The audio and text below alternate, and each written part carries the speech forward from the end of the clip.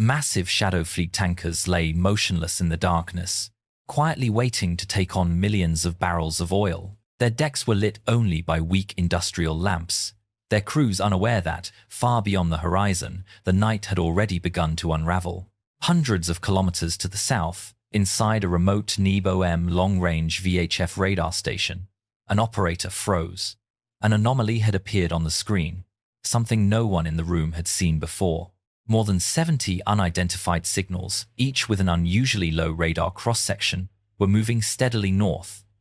They were not clustered. They were not chaotic. They were deliberate.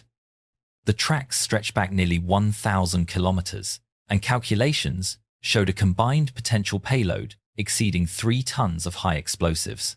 Within minutes, the data was cross-checked and confirmed by Russia's 91 N6E Big Bird wide-area surveillance radar. At the Leningrad Oblast Air Defense Command Center, sirens began to wail. The air defense network was awake. Russian generals remained calm. This was exactly the scenario their doctrine had prepared for. Along this entire axis stretched one of the most formidable air defense architectures on Earth, an integrated anti-access area denial bubble known even within NATO as a nightmare to penetrate. Layered, redundant, automated, and battle-tested, it was designed to crush threats long before they reached critical infrastructure. What they did not know was that the foundations of this night had been laid months earlier inside a planning room in Kyiv. From the very beginning, the range itself had been the first problem. 1,000 kilometers was not merely a technical challenge. It was a test of endurance, navigation, and survivability. But range was not the true obstacle. The real enemy was the Russian air defense network that blanketed every kilometer between Ukraine and the Baltic coast. As the unidentified signals crossed deeper into Russian airspace, the three-layered defense system engaged seamlessly. S-400 batteries encircling St. Petersburg came alive. Their 92 N6E gravestone engagement radars began assigning targets with machine precision. Launch vehicles elevated, missile tubes opened, and long-range interceptors streaked into the night. At lower altitudes, Pantsir S-1 batteries prepared for the inevitable leakage. Twin 2, a 38mm 30mm cannon spun up, ready to unleash walls of steel at 5,000 rounds per minute. To Russian operators, it looked like a textbook interception. Targets were being acquired, classified, and destroyed in rapid succession. But what the Russians were witnessing was not a random assault. It was choreography. The incoming swarm was a massive, geographically precise deception plan designed to stretch the defense umbrella thin and pull its focus away from a single point on the Baltic coast, the port of Primorsk. Waves of decoys were deliberately steered toward villages like Zelenogorsk, Tosno, Pogarskoye, and Ust-Izhora, as well as the Lomonosov district. Simultaneously, districts across St. Petersburg itself, Volosovsky, Tosnensky, Gachinsky, Lomonosovsky, Pushkinsky, were illuminated with inbound tracks. The most powerful S-400 batteries were drawn into the fight, committing radar time, missiles, and attention. Inside an air defense shelter in Gachinsky, a young Russian lieutenant watched as the final target in his sector vanished from the screen. He filed his report calmly, professionally, sector clear, all targets destroyed. As that report climbed the chain of command, it became the most dangerous sentence spoken that night, because what appeared to be victory was, in reality, the closing of a trap. More than 70 drones had been allocated to the Leningrad and St. Petersburg region. 35 AQ-400 scythe drones were assigned solely to lure defenses toward the city. Simple, cheap, and built from plywood, their low radar signature and ease of mass production made them ideal bait.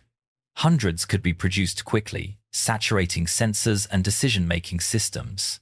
The remaining 40 drones formed the true strike force, spreading across Leningrad Oblast. At its core were 15 UJ-26 Boba-ER drones, each tasked with a singular objective: the port of Primorsk. The success of the operation depended on attrition. Losses were expected, accepted, even planned. The Boba-ER drones had been specially selected. Standard versions lacked the range.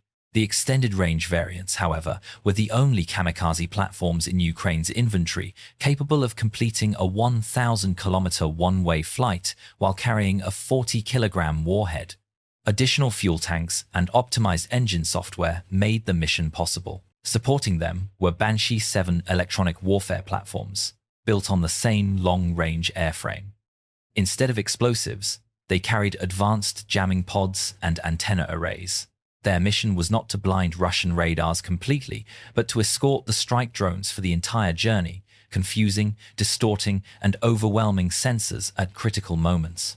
At midnight, the drones launched from multiple locations across Ukraine. There were no radio transmissions, no adjustments. Each aircraft followed pre-loaded digital terrain maps, hugging riverbeds and forest corridors, flying beneath the main radar coverage. It was a brutal test of autonomous navigation. Several drones failed, crashing into terrain or suffering mechanical faults. Their loss was factored in from the start. Once they crossed the Russian border, concealment gave way to control. When the air defense network reacted, it behaved exactly as Ukraine had predicted. The Big Bird radars prioritized what appeared to be the largest threat cluster, the 35 scythes heading towards St. Petersburg. S-400 launchers fired volley after volley of 48 N-6 missiles, obliterating cheap plywood targets at immense cost. To Russian commanders, it was flawless defense. To Ukrainian planners, it was the opening sacrifice in a long-prepared gambit. Elsewhere, the remaining drones played a deadly game of cat and mouse, with Pantsir and Buk systems scattered across the countryside. Near Volosovsky, a Pantsir S-1 locked onto a low-flying boba. Its tracking radar captured the target cleanly. Telemetry filled the operator's screen. At the same moment, a Ukrainian operator saw the same lock appear on his console. He did not panic. A nearby Banshee 7 had already detected the Pantsir's X-band frequency. It responded instantly, flooding the spectrum with focused jamming. The Russian screen went white. The lock vanished. The operator fired the cannons blindly, but the boba slipped through the barrage and disappeared into the night. This pattern repeated again and again. Russian firepower was immense. 33 drones were destroyed in violent bursts of flame and metal as they pushed towards central Leningrad. Every drone aimed at the heart of St. Petersburg was eliminated. That, too, was by design. Each destroyed drone opened a temporary corridor, and through one such blind spot, masked by noise, debris, and confidence, 7 specially modified Boba ER drones crossed the final defensive line. 7 drones. That was all it took. At 4:45 a.m., the Pantsir battery assigned to Primorsk detected them almost too late. 7 small signals surged toward the port from low altitude. The system panicked. 57 missiles launched in rapid succession, but the targets were too close, too low, too fast. Over the port, the drones split. 3 turned toward the pumping station, the heart of the facility. 1 was intercepted just meters from its target. The remaining 2 struck. The first, carrying a TBG 7 volts thermobaric warhead, slammed into the main control building. The explosion consumed oxygen in the enclosed space, generating a devastating pressure wave that blew walls outward like paper. Seconds later, the second drone dove into the pipeline manifold, severing the port's lifelines. The remaining 4 drones locked onto 2 Aframax-class tankers moored at the pier. 2 targeted the Kapitan Lob. 1 drone carrying a shaped charge detonated beneath the bridge, destroying electronic systems instantly. The second punched into a cargo tank filled with oil, igniting a massive fire. The other 2 struck the Sergei Gorshkov. 1 hit the engine room, the other destroyed the loading manifolds. The tankers, Kusto and Kailun, each carrying roughly 700,000 barrels of oil, were key vessels in Russia's Shadow Fleet. Both were nearing completion of loading. That was when the fire took control. Within 42 seconds, a second pumping station collapsed. A third drone crippled the port's control center, triggering an emergency shutdown that never propagated because the energy control core had already been destroyed. Flames engulfed loading arms. Fuel spilled freely. Valves were shattered. The fire became uncontrollable. Primorsk was evaporating. By morning, Russian officials announced that hundreds of drones had been shot down nationwide and that all attacks had been repelled. Satellite imagery told a different story. Billions of dollars in damage, 2 burning tankers, a port that handled nearly 20% of Russia's seaborne oil exports offline. Each lost day meant $70 to $80 million gone. This was not a tactical strike. It was a strategic incision. On that morning, Ukraine demonstrated a new reality of modern warfare. Not brute force, but intelligence, timing, deception, and nerve. Against one of the most sophisticated defense networks on Earth, a 1,000-kilometer gambit succeeded, and the fire at Primorsk burned as proof.